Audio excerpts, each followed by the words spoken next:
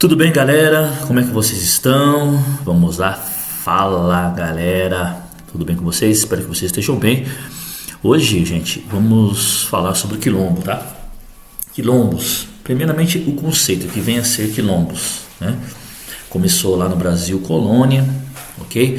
A gente vai entender um pouco o conceito, do que se trata, né? Qual a relação com a nossa vida hoje, ok? Nós vamos perceber isso. Então aí, ó, quilombos no Brasil. Vamos falar um pouco sobre o que vem a ser, né? Vocês veem aí na imagem, né, algumas casas construídas. Isso é uma representação, tá, do que eram os quilombos lá no Brasil República. Lembrando que o Brasil República é do contexto ali de 1530 até 1822, né? A independência do Brasil, ok? Nós vamos entender como que viviam, como que era a vida, ok? Vamos fazer algumas relações e pensar, ok? Identificar aí as raízes desse processo de luta e resistência do povo brasileiro, tá bom, gente? Então, nós vamos partir aí para entender isso. Vamos aqui ler esse texto. Os quilombos, eles representam uma das maiores expressões de luta organizada no Brasil em resistência ao sistema colonial escravista. Ou seja, lembram-se lá que nós já fizemos atividades, já falamos sobre o sistema colonial, né? Sobre o processo de escravidão no Brasil colônia, ok? Os povos africanos que foram trazidos à força para serem escravizados aqui, trabalharem primeiramente na extração na cana-de-açúcar, né? Nas lavouras, nos engenhos, posteriormente nas minas, né, de ouro e depois nas plantações de café, ok? Então, atuando sobre questões estruturais em diferentes momentos histórico-culturais do país. Então, desde o Brasil Colônia, passando pelo Brasil Império, até o Brasil República, tá bom? E vem até os dias atuais, nós vamos entender isso, qual que são esses processos históricos e culturais. Então, sob a inspiração e liderança e orientação de africanos escravizados e seus descendentes, né, nascidos aqui no Brasil. O processo de colonização e escravidão no Brasil durou mais de 300 anos, ou seja, o Brasil foi o último dos países, gente, a abolir a escravidão, através de uma lei que atirou aí milhares e milhares, centenas de milhares de pessoas numa sociedade na qual esses não tinham nenhuma condições mínimas de sobrevivência, tá ok? Nós vamos falar sobre isso. No 8º ano nós vamos nos aprofundar na questão ali do processo da abolição, né, da República Brasileira. Por que essa imagem aqui, ó, dos bairros, né, periféricos, ou seja, né, as casas da periferia? Qual a relação? A relação, o que está aqui no texto, né? Desde a abolição, ou seja, desde esse processo desigual de formação do Brasil, né, do trabalho escravo, e depois da abolição, não foi dado condições ao povo de se tornar cidadão, ou seja, não foi tornada condições das pessoas terem casa, moradia, educação, saúde, tá bom? Os reflexos são hoje aí as nossas periferias, são chamados verdadeiros quilombos urbanos, né, contemporâneos, modernos, onde ainda nós lutamos por uma dignidade, né, de vida, através do trabalho, através da luta diária. E é isso que nós vamos perceber aí durante nossos estudos, tá bom, gente? Bom, aqui nós temos uma representação do quilombo no passado, a formação lá, ó, vocês vão vendo várias casas, né? A Praça Central aqui. Essa região, Praça Central, era organização, ou seja, uma organização social, organização socioeconômica, onde os escravizados, tá, que não eram só os negros fugidos das fazendas, tá bom? Eram também brancos, pobres, indígenas, que se concentravam em regiões de difícil acesso, tá? Para tentar a sua liberdade, viver buscando aí a liberdade e a sua dignidade, tá bom? Então, se organizavam as tarefas, os trabalhos, plantavam, né? Vendiam, faziam acordos com pequenos agricultores, com pequenos fazendeiros que viviam próximo a esses quilombos, que eram nas matas, que eram nas serras, tá?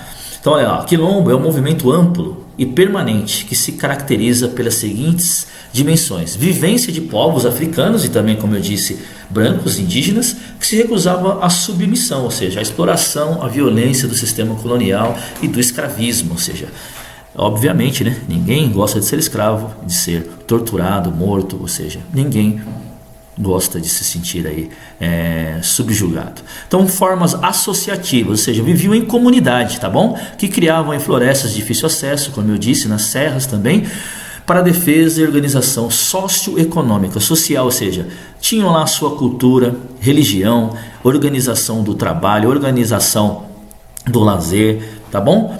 Sustentação da continuidade africana através de genuínos grupos de resistência política e cultural. Então, assim, muitos africanos trouxeram todos os saberes, os conhecimentos, né, lá de sua terra para cá, para tentar continuar vivendo aí, relembrando, né, as memórias do seu povo, de sua terra. Então, muitas influências, contribuições de saberes africanos nós temos na nossa cultura, no nosso dia a dia, ok? Vamos agora aqui ler esse texto com muita atenção.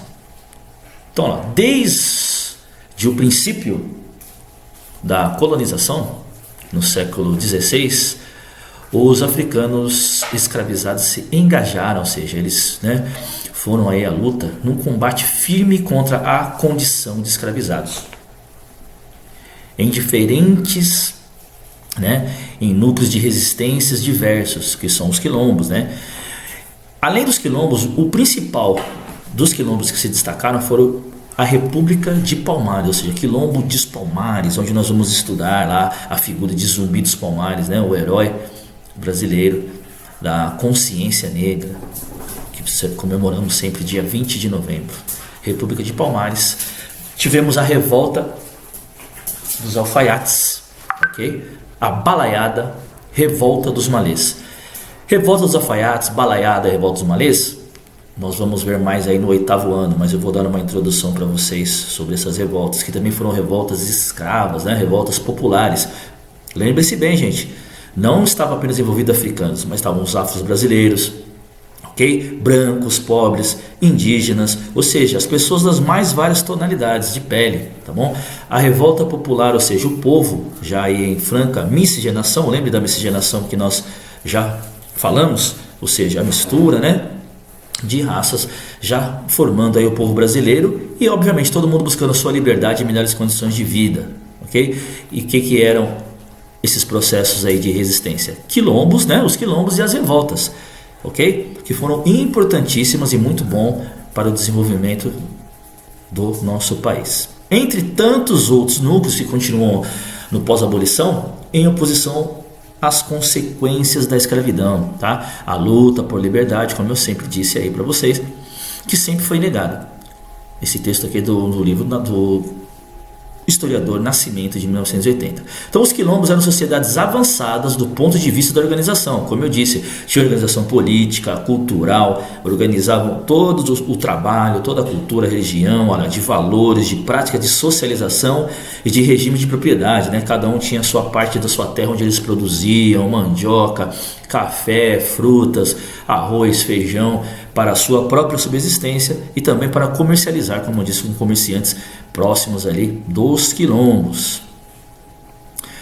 E aí nós chegamos aqui a memória dos afrodescendentes, gente, não se inicia com o tráfico de africanos, tá bom? Escravizados, ou seja, a história da África, ela é muito complexa, ela vem, ou seja, a espécie humana surgiu na África, né? Ali onde hoje é o país chamado Etiópia. Então, nem dos primórdios da escravização do século XV. Ao contrário, os africanos trouxeram, como eu disse, saberes, culturas, religiões, línguas, artes, ciências, tecnologias. Ou seja, a extração, por exemplo, do ouro, quando se descobre nas Minas Gerais, ela é uma técnica feita através do quê? Dos povos africanos que vieram para cá. As tecnologias, ciências de extração desse ouro, né? Eles tinham já um controle, um domínio. Então, onde houve escravidão, houve resistência, tá? Houve resistências de vários tipos. Então, contra a violência, contra a escravização, o que os africanos e os afrodescendentes faziam? Quebravam as ferramentas, incendiavam as plantações, agrediam, né? Até matavam os feitores e seus senhores. Então as revoltas, desde o Brasil colônia até o final do Brasil Império, ocorreram muitas, e nós vamos ver, tá bom? E ocorreram não só no Brasil, em todas as Américas, ou seja, em todos os países da América, com vários nomes. Olha aqui, ó. Na América Espanhola, os quilombos chamam-se palenques, cumbes. Na América Inglesa, marrons. Na França, grande marronage, petit marronage. E no Brasil, quilombos ou mocambos, né? E os seus membros são o quê? Os quilombolas, calhambolas ou mocambeiros, ok? Todas essas formas de resistência, de luta, elas estão permanentemente em transformação.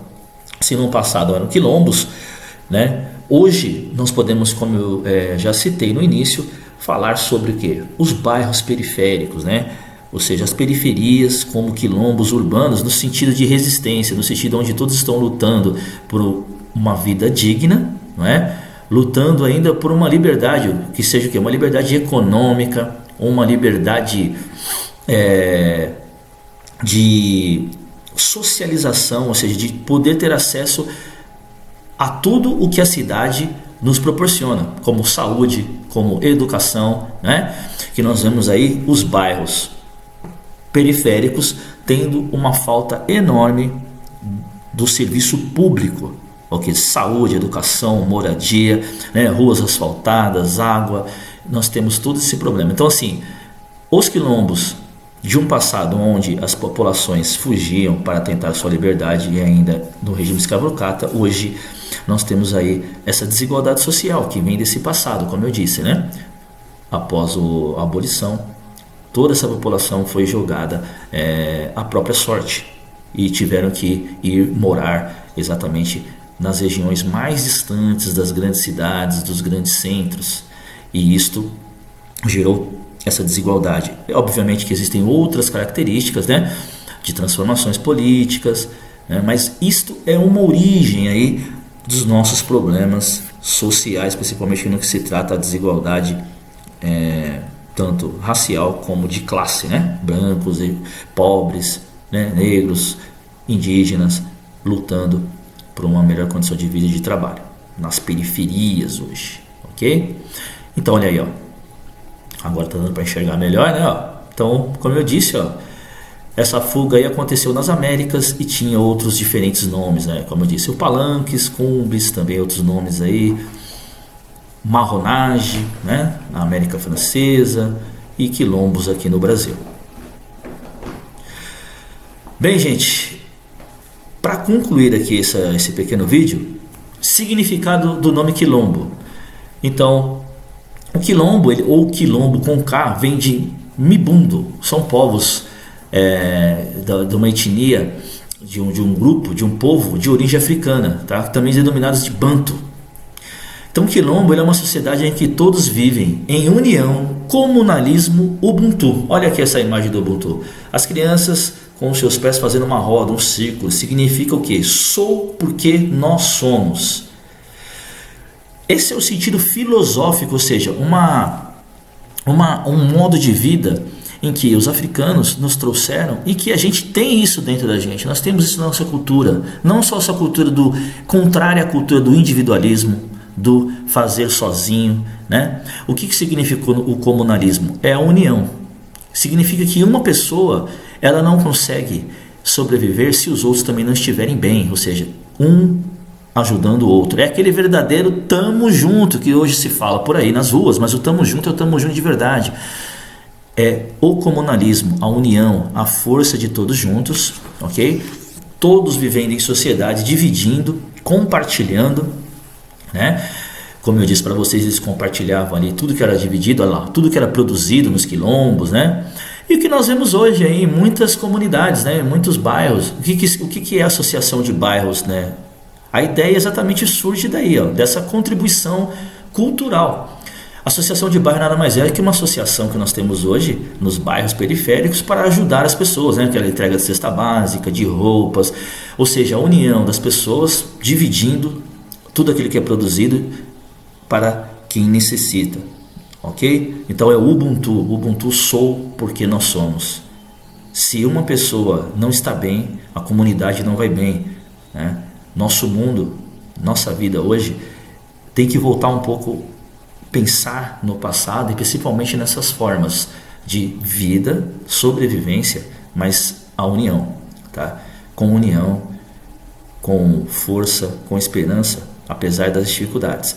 Então, vou terminar aqui essa pequena introdução sobre os quilombos, né? Nós vamos ver aí mais profundamente o quilombo de Palmares e pensem nisso, ok? Ubuntu, sou porque nós somos. É a união, é o comunalismo, é a força de todos juntos, entendendo que o individualismo, você ficar sozinho, não é bom, nem para você e muito menos para a nossa sociedade. Tá bom, gente? A ideia do Ubuntu nós vamos trabalhar mais para frente, vamos fazer algumas atividades, vou deixar na plataforma. Voltem ao vídeo, assistam, leiam, prestem atenção. Estamos juntos, ok, gente? A fonte, eu vou deixar para vocês esse link, onde lá vocês vão acompanhar aí alguns quilombos, algumas tarefas que eu vou indicar, ok? E estamos juntos, até a próxima. Ubuntu, sou porque nós somos, ok? Todos juntos conseguimos superar todos os obstáculos.